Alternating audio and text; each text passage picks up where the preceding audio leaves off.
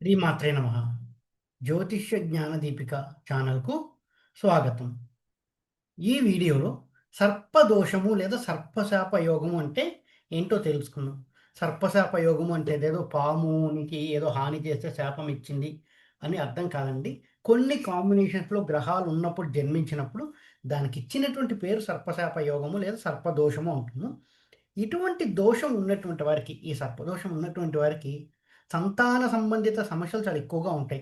అంటే సంతానం కలగకపోవడము, స్త్రీలకైతే ఋతు సంబంధిత సమస్యలు తీవ్రంగా వేధించడము, సంతానం కలగకపోవడము, కలిగిన సంతానం నిలబడకపోవడము, తరచుగా మిస్‌క్యారేజెస్ అవుతూ ఉండడము, పురుషులకైతే సంతాన సామర్థ్యత లోపాలు ఉండడము, ఇటువంటి సమస్యలన్నీ ఫేస్ చేస్తూ ఉంటారు ఈ సర్పదోషం ఉన్నటువంటి జాతకులు.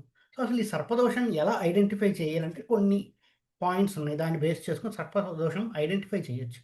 అవి ఏంటి అంటే, పంచమంలో రాహు ఉండి, పంచమ స్థానంలో లగ్నం నుంచి పంచమ స్థానంలో రాహు ఉండి, ఆ పంచమ స్థానాన్ని కుజుడు చూసినా లేదా ఆ పంచమ స్థానం మేషం లేదా వృశ్చికం అయితే, అప్పుడు సర్పదోషం ఏర్పడిందని చెప్పొచ్చు. పంచమంలో రాహు ఉండి కుజుడు చేత చూడబడాలి.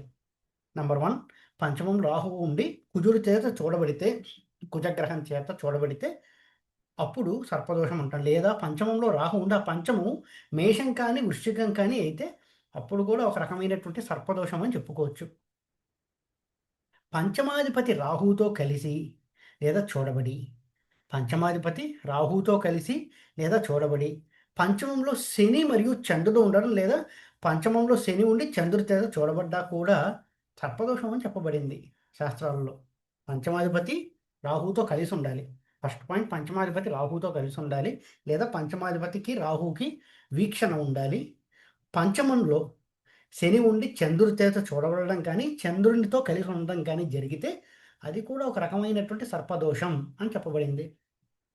అంతేకాకుండా గురుడు, కుజుడు కలిసి ఉండి లేదా గురు, కుజుల పరస్పర వీక్షణ ఉండి, లగ్నంలో రాహు ఉండి, పంచమాధిపతి నీచ పట్టిన శత్రుక్షేత్రంలో ఉన్నా కూడా సర్పదోషం. ఇవన్నీ ఉండాలి. ఏదో ఒకటి కాదు.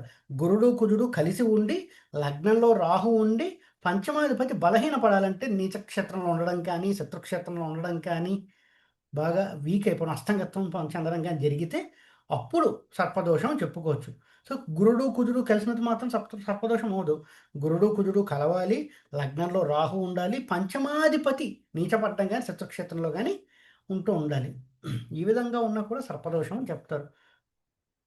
పంచమ స్థానం మేషం లేదా వృశ్చికం అయ్యి, అందులో రాహు ఉండి, బుధుడితో కలిసి ఉన్నా, లేక బుధుడి యొక్క దృష్టి ఉన్నా కూడా, అది కూడా ఒక రకమైనటువంటి సర్పదోషం అని చెప్తాం.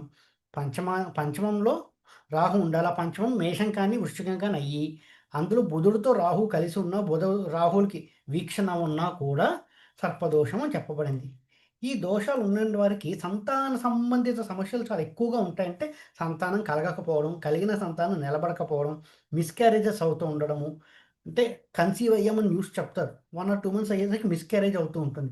పురుషులకైతే సంతాన సామర్థ్యత లోపాలు ఎక్కువగా ఉండడం. స్త్రీలకైతే ఇప్పుడు ఉన్నటువంటి గైనకాలజీ ఇష్యూస్, ఋతు సంబంధిత సమస్యలు చాలా తీవ్రంగా వేధిస్తూ ఉండడం. ఎక్కువగా రాహుదశ, కుజదశలు చాలా తీవ్రంగా ఉంటూ ఉంటాయి ఇవన్నీ. ఈ విధమైన సమస్యలు ఫేస్ చేస్తూ ఉంటారు. కానీ ఈ ఇందాక చెప్పినటువంటి కాంబినేషన్స్‌లో గురుడు ఉచ్చలో ఉన్నా, లేక గురుడు దృష్టి ఆ కాంబినేషన్ మీద ఉన్నా కూడా, లేక గురుడి వల్ల ఏ హంసయోగం ఏర్పడినా దోషం ఉండదు.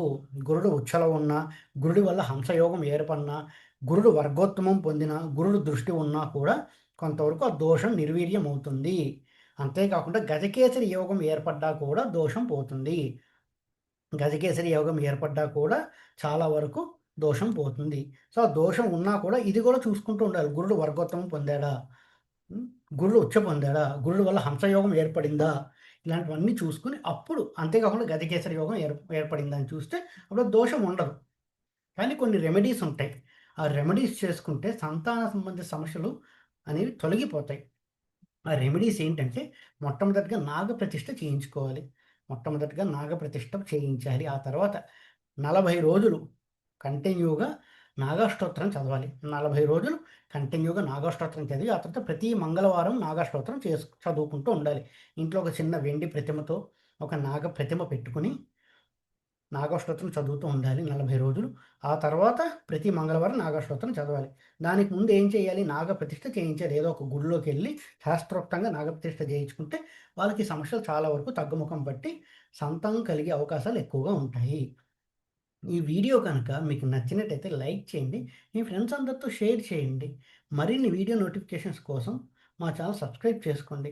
ఎవరైతే నా దగ్గర ఆస్ట్రాలజీ కోసం కన్సల్ట్ అవ్వాలి అని అనుకుంటున్నారో కింద కనిపిస్తున్న నెంబర్కి వాట్సాప్ ద్వారా కాంటాక్ట్ చేయండి. ఆన్లైన్‌లోనే కన్సల్టేషన్స్ తీసుకోవడం జరుగుతుంది. కన్సల్టేషన్ ఛార్జెస్ వర్తిస్తాయి. ఓం నమో నారాయణ.